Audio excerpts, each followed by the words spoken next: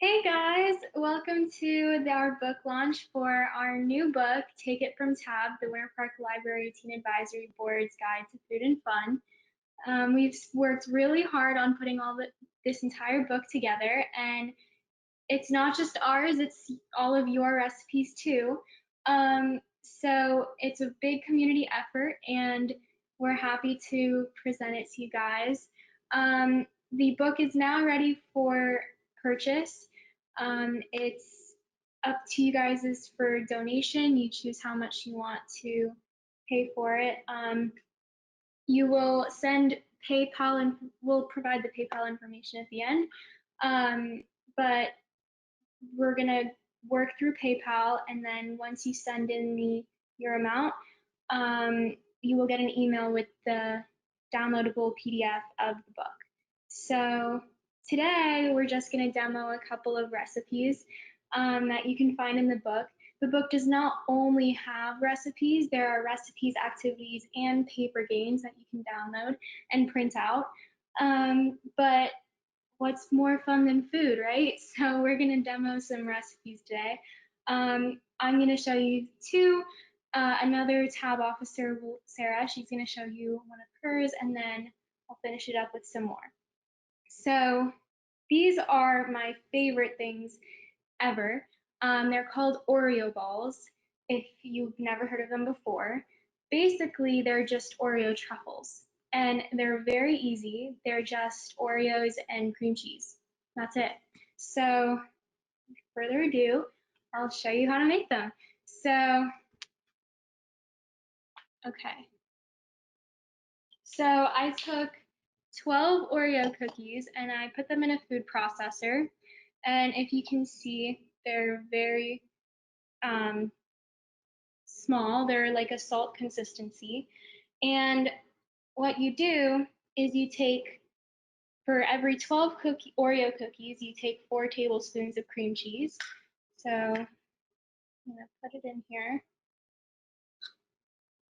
And then this part gets a little messy, but you start kneading it into the Oreo cookies. And while you're kneading it, you want it to get to a Play-Doh consistency and fold it into the crumbs. It will not turn out looking white, and this part doesn't take long at all. It'll turn out very gray and maybe not so appetizing at the moment, but I promise this is a hit in the party scene. So, getting that consistency that we want. And as you can see, it's getting a little gray and not so much white anymore.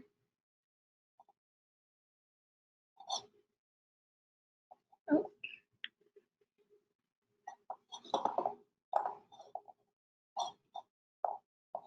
Yeah, it doesn't look so appetizing, but so it's all done now. And if you can see, it's very much a Play-Doh consistency, maybe more like slime, but you can just play around with it a little bit until you're ready to move on. So once you get here, I start just taking little pieces. I don't normally measure it out, but you can. And I just roll them around until they form balls like that. And then I take my plate and I put it on just like that. So continue doing it. If you're watching the recording, you can fast forward a little bit.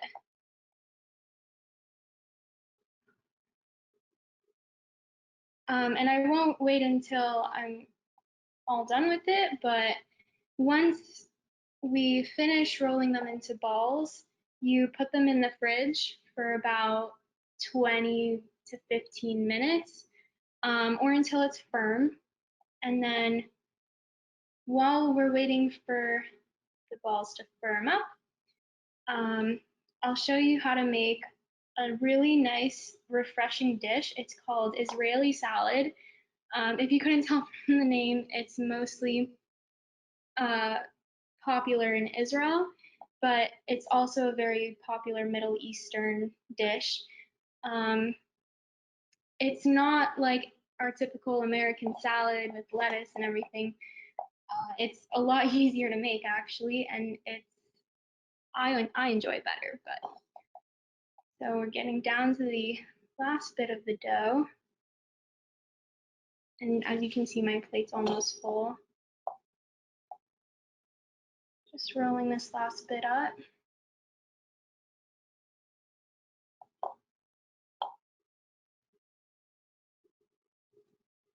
And they don't have to be any certain size, or I mean, I make big ones, little ones.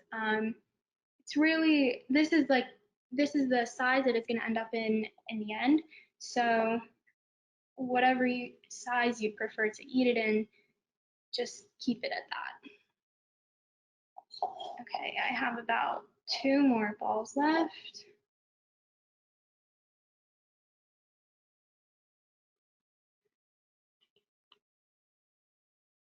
And here we go. Okay, last one. So that made about 1, 2, 3, 4, 5, 6, 7, 8, 9, 10, 11, 12, 13. That made 16 balls. So now I'm gonna wash my hands quickly.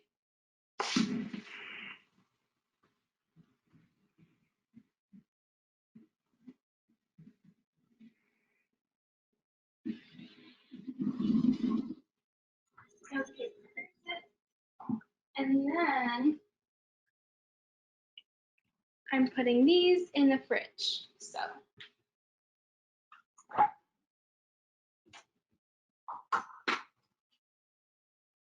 they are now firming up while we wait, and we'll move on to the next dish. So I told you about this Israeli salad.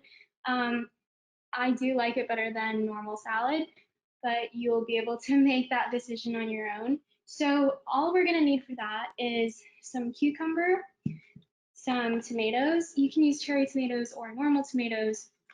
They're gonna be diced anyways. Some lemon juice, and don't mind this large container, a little bit of salt. So all you're gonna do for this is I have my chopping plate here. So I'm gonna cut off a little bit of the cucumber. Perfect. And then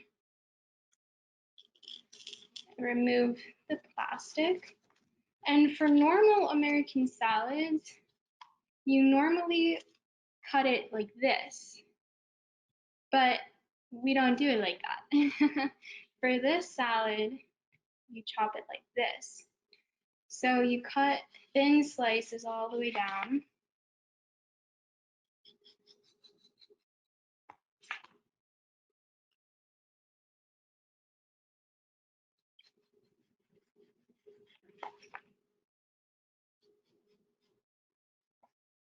It might be a little hard to get as thin as you want, but the important thing is to have it like this.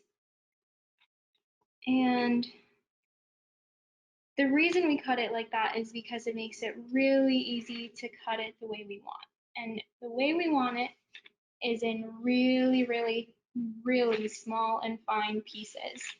So if you'd prefer to put it in a food processor, that might not be the worst idea, but you lose all the fun.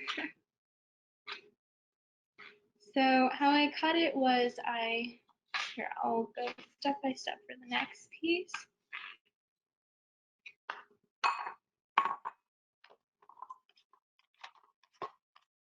Okay, perfect. So I take the piece and I hold both sides and I make small cuts all the way down.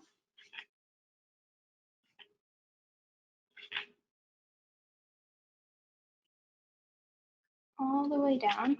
And then I move it horizontally and then I pinch it together and make vertical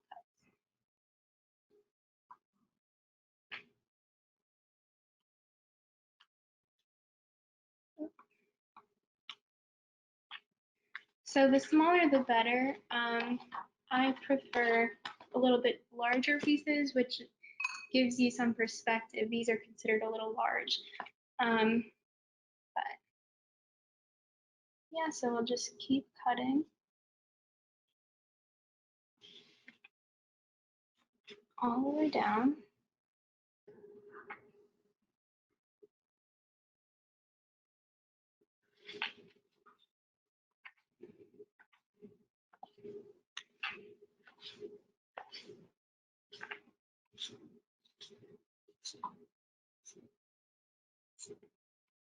And only 2 more slices left.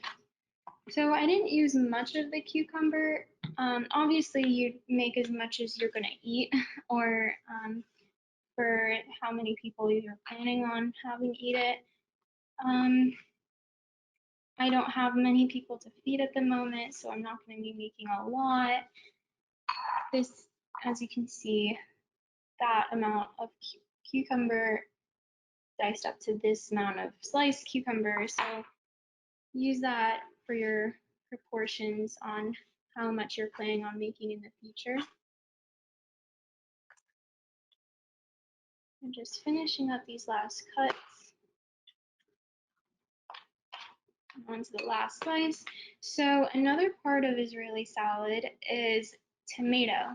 So it's basically just cucumber, tomato, lemon juice, and some seasoning. So I normally just do salt and add some olive oil. That just gives it a smoother taste. You don't have to if you don't like any of those ingredients. Obviously, you can reform the recipe as you'd like, but that's the traditional way of making it. And finishing up with this cucumber here. Perfect. So here's the cucumber, and moving on to the tomatoes. So like I said before, I'm using cherry tomatoes. Lay it down. So I'm using cherry tomatoes, but obviously you don't have to since they're going to be diced. Actually, I'll get a new.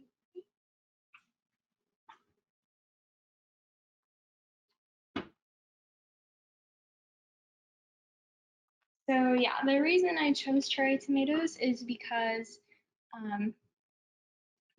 you just get more of the tomato flavor, and honestly, it's easier to cut. I normally cut them into fourths, which may be a little big actually, so sometimes if it's a little big, I do cut it smaller. Obviously, you don't have to do anything, but I like tomatoes, so I like having that taste more prevalent. Honestly, if you don't like tomatoes whatsoever, you could probably substitute them with another vegetable that you just finely dice. Yeah, whatever you'd prefer in a salad, I guess.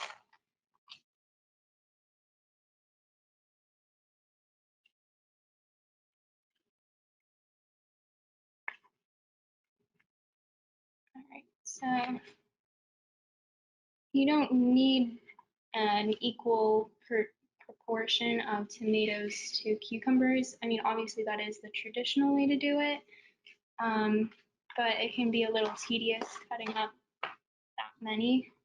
So,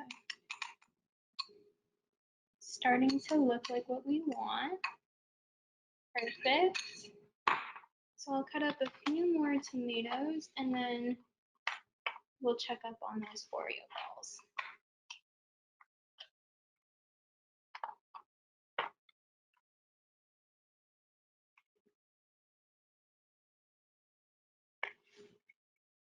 It can be hard to cut tomatoes because they fall apart so easily, and since there's so much liquid on the inside, you lose a lot of the tomato, but that's just the risk you take with enjoying tomato, I guess. Perfect.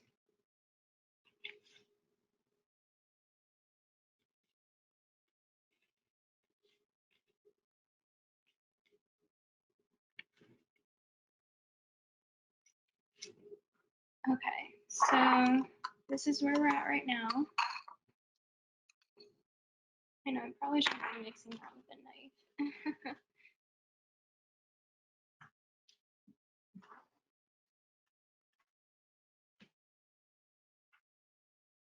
So I'm just gonna mix that up a little bit.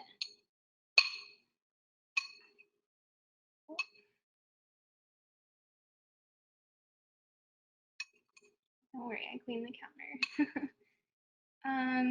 All right, so it's looking good. Honestly, this is the proportion of tomato to cucumber that I like, so I'm gonna keep it like this. Obviously, you can add more tomatoes if you like, or you don't have to. It's your salad. Do with it as you'd like. Okay, so now I'm gonna take some lemon, and it looks like this one's already had its seeds taken out. So I'm just gonna squeeze it just a little bit.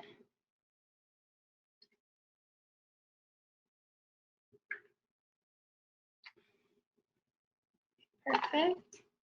And then I'm gonna mix it around.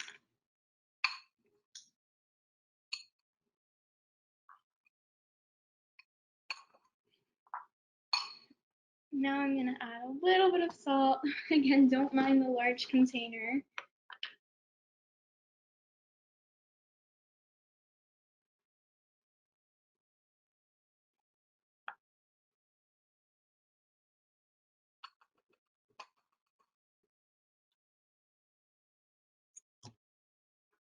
And I'm just gonna mix that around.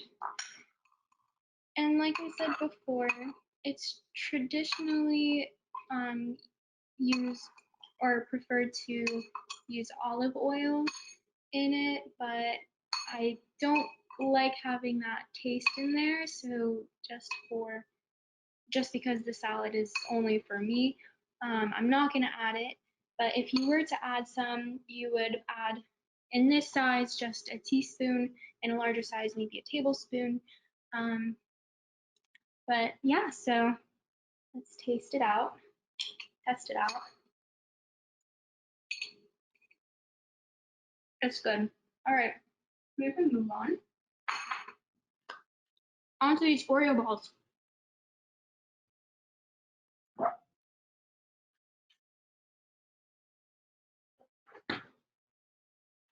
So here they are out of the fridge. They're pretty firm to the touch. We didn't leave it in for as long as we probably should have, but it's fine. We're putting them back in the fridge anyways. So you can do this however you'd like. You can, I've done it a multitude of ways. I've dipped an entire ball in the chocolate, and then I've used white chocolate to, what's the word? Drizzle it so you see the contrast of colors. Um, or you can just do milk chocolate like I'm going to show you today. We're just going to add some sprinkles to it. Or if you don't enjoy the richness of chocolate, you can eat it plain, just like that. Or like how I'm going to do it on this next one, you can just circle it around the top, just like that. And it's important to add the sprinkles as soon as you put the chocolate on, because the chocolate actually does set pretty fast. So that's important. Yeah, so I didn't actually tell you how I melted the chocolate. Chocolate is very sensitive. If you put it in the microwave for too long, it actually will curl up and you won't be able to use that chocolate anymore. Trust me, I've tried. Even reversing it with, I don't know how you'd reverse it, but it doesn't work. Once the chocolate is curdled, I'm not sure there's a way to make it smooth again. That's why you see people on TV being very gentle with it and boiling hot water and then putting a bowl of chocolate over that, because they're scared to actually put the chocolate in the pan itself, which I don't blame them. Chocolate is very sensitive. So how I melt it is I put it in the microwave for 30-second intervals. And I typically don't put it after the initial 30 seconds, I typically don't put it in for another full 30 seconds because, I mean, like I said, chocolate is very sensitive. So I go 30 seconds first and then I stir it a little bit. And then I do 20 seconds and then I stir it again. And that's typically all it needs. But if it's still not melting like until it's smooth, then obviously put it in for longer. But be very careful with how long you put it in for, because even if you put it in for a minute initially, you'll think that stirring it once isn't necessary. Trust me, you'll be very upset once your chocolate comes out all curdled. Yeah, so just finishing up putting these in chocolate. I don't have any white chocolate with me, so I can't show you that zebra of chocolate. I'm pretty sure that's what they call white chocolate and milk chocolate contrasting each other. That's okay, you get the gist. I mean, I've also made these without any chocolate if chocolate isn't your thing. I've rolled them around in a big bowl of sprinkles before, and that was really good too. So, you know, if you don't like chocolate, don't think that you can't enjoy this. Just finishing up here.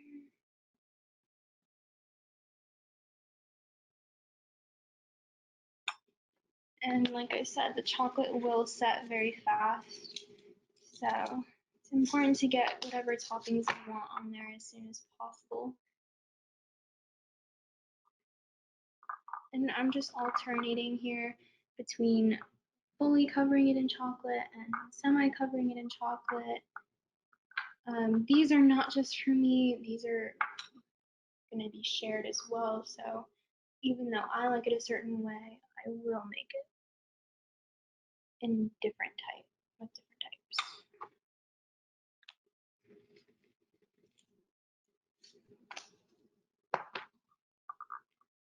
And then once we finish this part, I'll put them back in the fridge for about 10 minutes while Sarah, a tab officer, will demo one of her recipes that's also in the book too.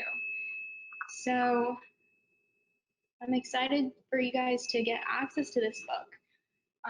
It has, I want to say, 64 pages, somewhere around there, 60 pages.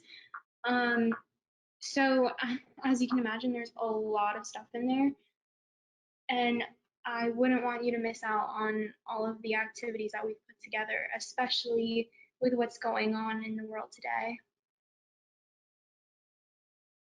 So almost there. Just trying to use up all of my chocolate here. I'll roll it around a little bit.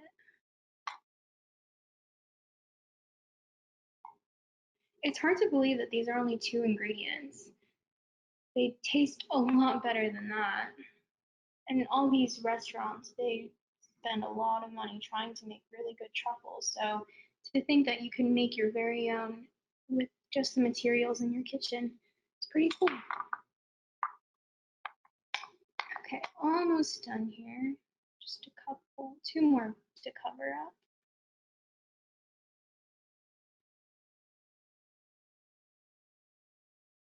And we're on the last one here. This one was the small one. Oh, it has a lot of chocolate. All right, and sprinkles. Obviously, you don't need to add sprinkles if you don't like them. And that's it. Here's our plate of Oreo balls, the way that we chose to decorate them today. So yeah, I'm gonna turn it over to Sarah while these cool in the fridge. and I'll see you in a couple of minutes to show you a couple more recipes.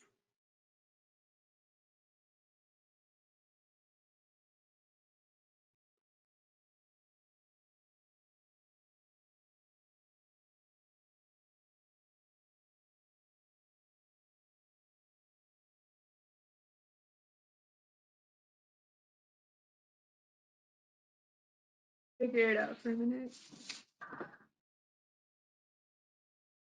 Okay. Anyway, okay, so I'm Sarah. I'm the treasurer of Tab, and I'm going to share with you how to make sweet potato chips. So lower this a little bit. Okay. So this is just a sheet pan with tinfoil on it, and this is a mandolin with a sweet potato. One sweet potato is fine for this, but basically without hurting your fingers, you just make a slice. And I already have some prepared here, but kind of thin, like a chip, kind of. And I'll try to make a little bit more, but kind of cool.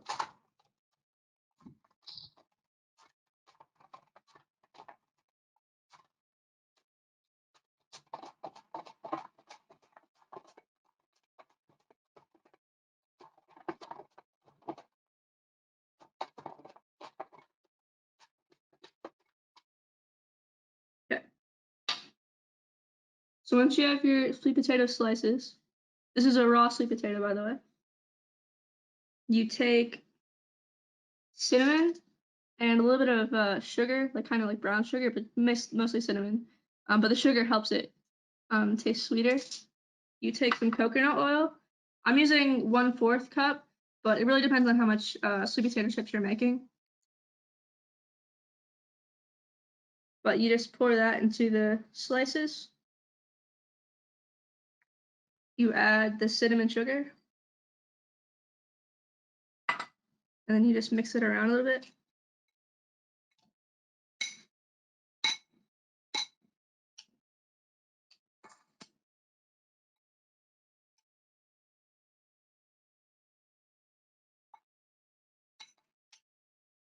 This is great more as like a dessert, or if you wanted to make it just as like a snack, you could put like paprika or salt on it.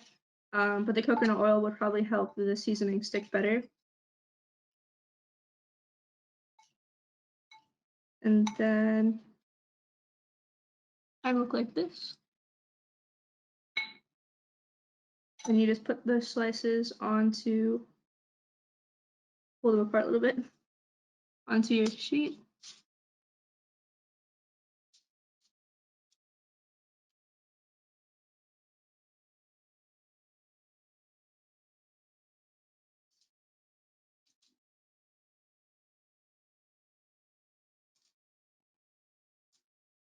Just spreading them out so they don't overlap and stay raw when cooking. Another way you could do this is to cover the sweet potatoes in coconut oil and sprinkle on the cinnamon sugar, but it really depends on how you want to cook it.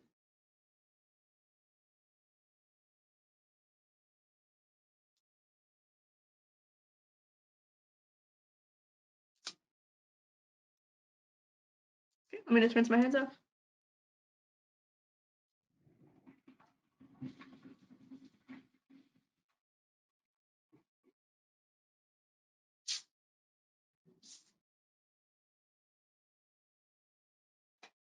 And then once you have them all on the sheet, separated with the seasoning coated evenly on them, you would put them in the oven for 400, checking every 5 minutes. It really depends on if your oven's convection or not, or how crispy you want them.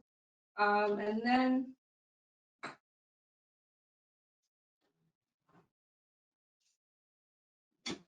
you'll get something like this.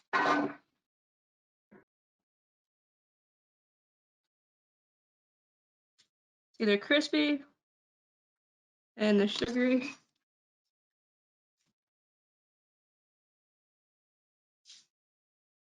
If you let them stay out for a while, they'll harden a bit more, but usually with the oil, it can be kind of soggy, but depends on how long you want to cook it. So that is pretty much candied sweet potato slices, but it really depends on what you want to do with it. But I hope you enjoyed that recipe, and let's take it back to Talia. Thank you.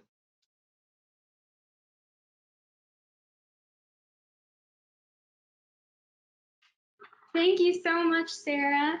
That recipe was really cool. So I'm sorry I forgot to introduce myself before. I'm Talia. I'm the president of TAB this year. And I'm really excited for what we have ready for all of you guys upcoming this year. It's going to be a really awesome year, despite everything going on. So moving on, I have two more recipes to show you. I don't think we're going to get through both of them because one of them is actually pretty cool, but it does take a little bit of time. So we're gonna start with a smoothie and then we'll move on to a 2-ingredient cake. Yes, you did hear me right, a 2-ingredient cake, which seems a little crazy, not really that possible, but trust me, it's very good and it's very good. It's not hard to make at all.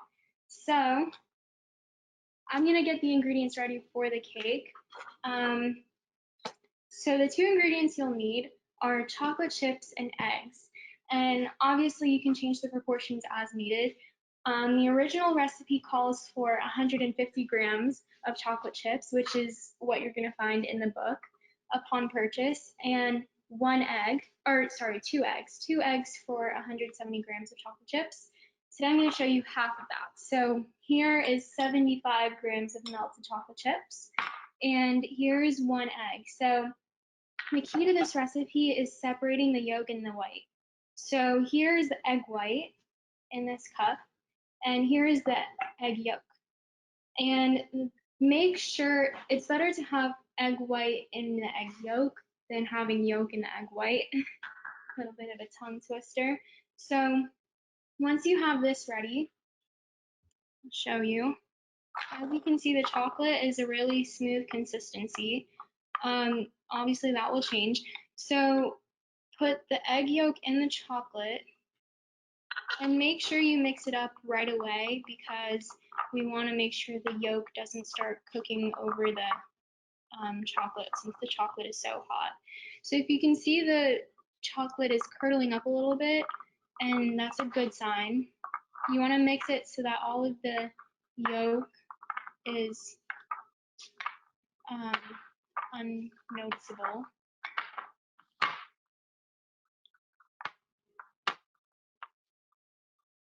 Awesome. So this is what it looks like with just the yolk and the chocolate. And here is the egg white. There's not a lot in here, but what you're gonna do is you're gonna start beating it. I have one of those, I guess they're like for coffee, for lattes, so you can mix up really fast. Luckily this works for the egg white too. You can use a beater, so one of those like the beaters that they use to mix dough. You can use that. I unfortunately do not have one at the moment, so I will be using this. You can also use a whisk. It would take you a long time, but hey, nothing's impossible, right? So if you can see, it's foaming up a little bit. Your goal is to have it foam up entirely. So what I'm doing is I'm staying at the surface and I'm not really going all the way down yet.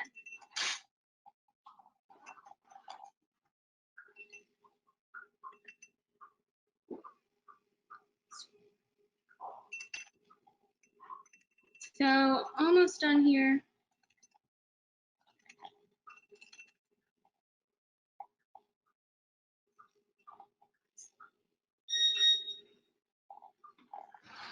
My hand's starting to cramp up a little bit from the vibrations, but that's okay. So the other recipe I'm going to show you is a smoothie, and it's a 3-ingredient smoothie. So the key to all my recipes here is that they're really easy. 2-ingredient Oreo balls, 2-ingredient cake, 3-ingredient smoothie, 3-ingredient salad, you get the gist. The key is to make use of everything that you can and also make sure that you're not overcomplicating stuff for yourself too. I know that it was really difficult for me to start out trying to experiment with food just to cook for myself, but I feel like starting out with smaller number of ingredients is best. Also for time, it's very quick. So it's foaming up a little bit, if you can see. We'd prefer it to be a little more foamy. So we'll give it one more minute. And so I'll explain what we're gonna do next. Once this is all foamed up, we're going to fold it into the chocolate and egg yolk very carefully and gently, so that we don't undo all of the hard work we did to foam up the egg whites in the first place. And surprisingly, that's all you're gonna need to do. You're gonna wanna do it in 1/3 increments. So 1/3 of the egg yolk or egg white, fold it in gently. The second third of egg white, fold it in gently, and then the rest of it. Keyword gently. And then once you have that, it obviously won't be as dark as this is right now. But once you have that, we're going to put it in a greased baking sheet and set it up, bake it in an oven at 350 degrees for 10 minutes. And it looks like we have enough time to wait until that bakes. Awesome. So if you can see, it's really starting to foam up here. I don't want to undo it because the foam kind of starts at the top. Okay, so while this is going on, I'll show you how to make our wonderful smoothie. So all you're going to need for this is milk, frozen banana, and Nutella. It's a chocolate banana smoothie. So I'm going to get my blender quickly.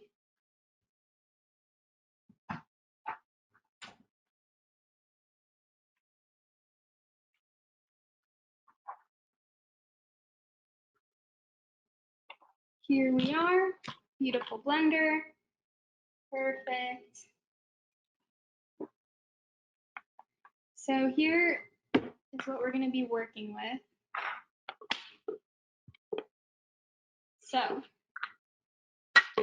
you're going to put 1.5 frozen banana in the cup.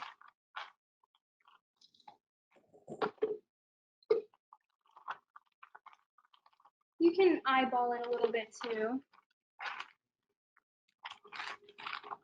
A little soggy here.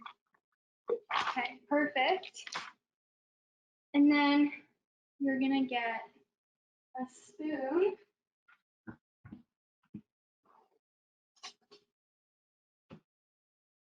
For your Nutella.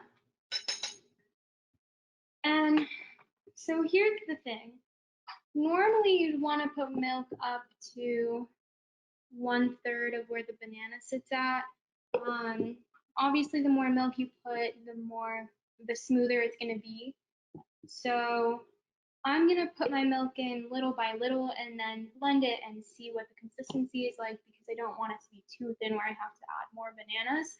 But if you end up at that point, obviously you can do it. So I'm gonna add this much milk for now. And then onto the chocolate part, obviously the best part. We're gonna take 2 tablespoons. Now obviously you don't really have to measure it out fully. I'm not doing that. I'm gonna eyeball it quickly too. I'm just gonna take 2 spoonfuls. 2 tablespoons might be a little much for some people. So obviously if you don't really like Nutella, you can substitute this with cocoa powder or maybe honey if you don't like chocolate whatsoever. And I'm just gonna add a little more. Okay, awesome. So now we're gonna screw the top on.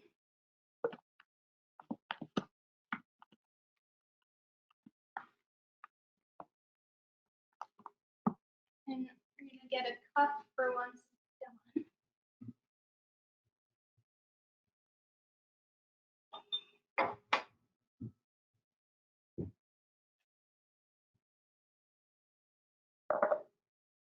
And just gonna make sure this is on well.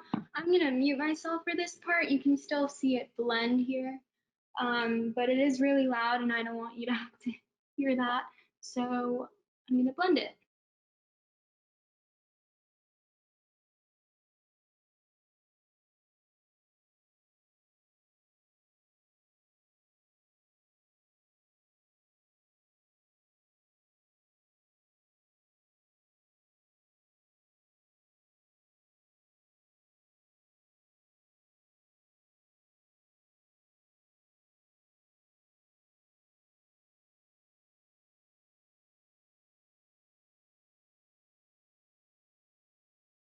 Okay, I'm glad I muted myself. That was pretty loud. So I'm gonna see what the consistency is like here. The main thing is to make sure you just don't have chunks of banana, because I promise you when you're drinking that and then you see that all of a sudden, it's not the best thing to come across. So I like the consistency here. It might be a little too liquidy for some people. Obviously I'm gonna be the one drinking it, so I will be done at this point. If you're the type of person that doesn't like it so liquidy, you would just add more frozen banana, like I said before. Blend it a little longer and enjoy. So I'm pouring it in here. As you can tell, I didn't blend it for that long. My blender is pretty powerful, but the key thing is to just keep checking up on it. Make sure you don't have any big banana chunks. Yeah, so here is our beautiful smoothie. I'm gonna test it. Perfect. That's one of my favorite drinks ever. Very good. So the egg white, oh, sorry. The egg white hasn't fully foamed up yet. So unfortunately, we're gonna end the recipe demos here. If you wanna see a finished result of the chocolate cake, buy the book. There are pictures for most of the recipes there, and they have very detailed instructions. Everything that I went through with you today is most likely on there as well. If you have any questions about the recipes, feel free to email the email that you get the downloadable PDF from. So on to how we're going to purchase the book. Help support the Winter Park Library Teen Advisory Board. Visit winterparklibrary.ejoinme.org/give and choose Teen Advisory Board for your special designation. Then email lblue@wppl.org to receive your cookbook as our special thanks. Proceeds from this project benefit the Teen Advisory Board Scholarship Fund. Thank you.